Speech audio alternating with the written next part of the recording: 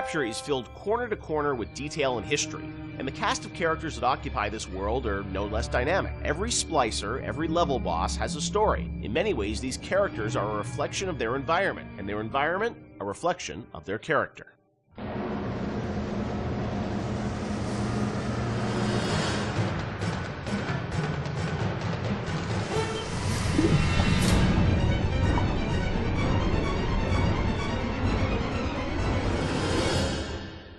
Let's talk about some of the characters in Bioshock. There's so many that fans love, and there are many Wikia pages about them. You know, one thing that I think a lot of fans may not realize is you were telling stories with these characters, a decade ago. And technology today, as we saw in, a game like Infinite, you can do amazing things with facial expressions and storytelling. Conveying that emotion that you did 10 years ago with limited technology was challenging. How hard was it back in the day to sort of, convey story in engine?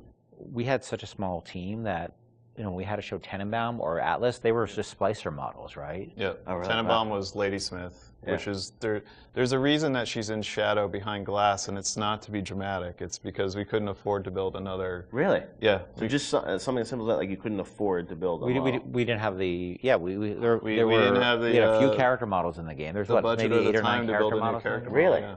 Wow. So we're like, oh, we'll put her in silhouette behind a light, and people think it's noir. And so much of it was driven by the voice performance, I feel like, too, because it all had it was like a radio play in many ways still. Yeah, we had some really good actors, and I was able to spend a lot of time with them, and the fact that I could write the stuff, direct it, and then rewrite in the room, and the fact that we had actors who were, for whatever reason, I wasn't even in the same room as them. I was on a speakerphone. Right. They were in a studio in New York or LA or something. I don't think I met any of them. Really? None of the actors in Bioshock you ever met in person when you were making the game?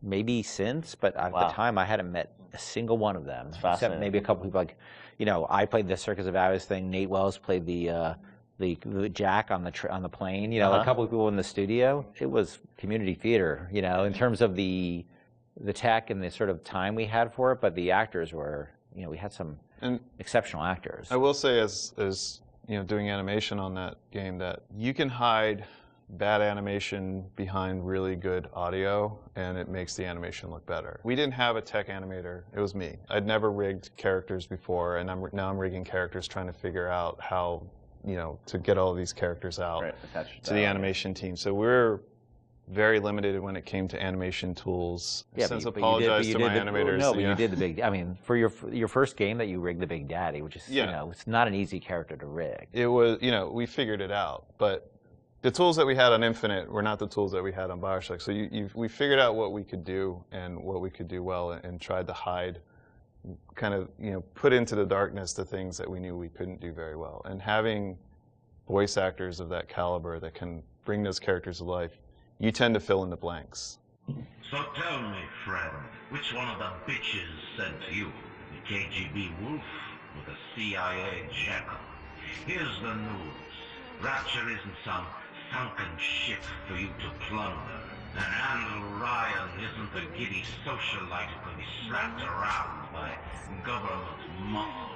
And you did get to revisit Rapture in the DLC for Infinite, and with today's technology or technology from a few years ago, I'm sure it was liberating for you guys in some ways to be able to use that tech to bring the environment and also characters to life. What was that experience like for you guys to go back and sort of revisit Rapture? It was liberating because we got to revisit it, but we also, I think when we started, thought we'd be able to go reuse some of the old assets, and they just didn't hold up anymore compared to the Infinite assets. So we basically had to rebuild, not just rebuild everything from scratch, we had to reimagine it from scratch because, we had the ability to make it look grander and bigger, but still feel exactly like Rapture. We're making a different kind of experience than Bioshock 1, so it was tricky to make it feel like it was the same kind of game. Because it wasn't, the first one was sort of an action game, the second one was really a stealth game. The Barrel at Sea Part 2 was really a stealth game, and you're really telling the story of Elizabeth throughout those things. Yeah. So it was a different lens, but it was also cool because it allowed me to make the whole story about Elizabeth, to have her be central to the franchise from the very beginning, and she was always, she became the heart of it to me, and to have her, it was really exciting for me to make her, her heroism be something that set the events of Bioshock into motion, which eventually, you know, saves all the little sisters. That was really gratifying, a nice way to tie the whole thing up for me. And you probably didn't have that idea 10 years ago, right? You had to retrofit it all? I had no idea. He has a letter that he's addressed to himself that's 10 years old. But, yeah. I don't know. I mean, for me, it was a nice way for me to say goodbye to Bioshock and Bioshock Infinite, because, you know, those two worlds together, you know, you don't realize, or I don't think the audience realizes how much time you spend with these characters trying to get them out and polished and into the world. And it was a good opportunity, I think, as a game developer to kind of have that little coda at the end where you're like, okay, I get to, now I'm ready to move on to the next thing. I've had a nice, you know, break. Like, let's seal this off, and now I'm on to the next thing. And it was like 12 years of our lives, too. Between the very beginning of it, and it was a long time. Well, I mean, so my daughter, who is 16 now, I did a lot of filming of her when she was 6 as a little sister. Wow. And this was not mocap, it was just running around the office. And I'm like trying to be like, now trip over the thing and pretend you die. Or like, you know, like trying to like not like traumatize a 6-year-old. Yeah, pretend you're drinking something, and you know, and I never showed her the actual game until much later. But she, on BSI, I put her in a mocap suit and actually used her for the little sister in Paris that's running after the balloon. So that was kind of, for me, like a nice way to connect it all together. Were there any characters on the original game that you found hardest to write? I mean, you mentioned, like, you know, recasting Atlas, things like that, but was there a character that was the most challenging for you, Ken? Well, Atlas, because, you know, he was basically written completely twice. That was very, very tough. And I was very happy about the original character, and I thought I'd really done something great. And then you showed it to people, and they just hated it, and they didn't trust him. And if they didn't trust him, we were screwed. And so it was tough, because we, after having gone through all the recording, to actually have to let the actor go. It's no fault of his own, right? It was on us.